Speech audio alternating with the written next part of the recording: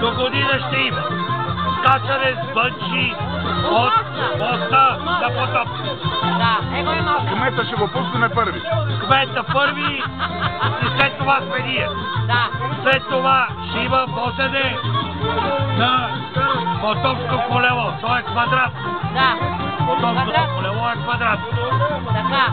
И трета изненада ще бъде стреляне по леки коли по магистралата. Отдолу! Ама с какво? С гранатомет? Да. Гранатомет, кой както иска. Гранатомета, значи маймунка получаваш. Име до майката, какво ми ходят по магистралата? Ако си с пистолет, получаваш 5000 лева, например. Кой ще ги даде? С пистолет. Кой ще ги даде?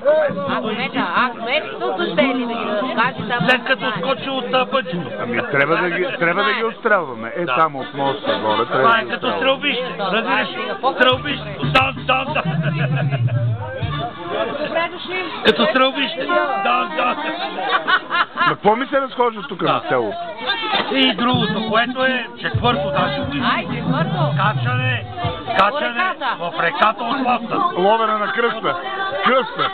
Ама на 21 септември, не на... Това е.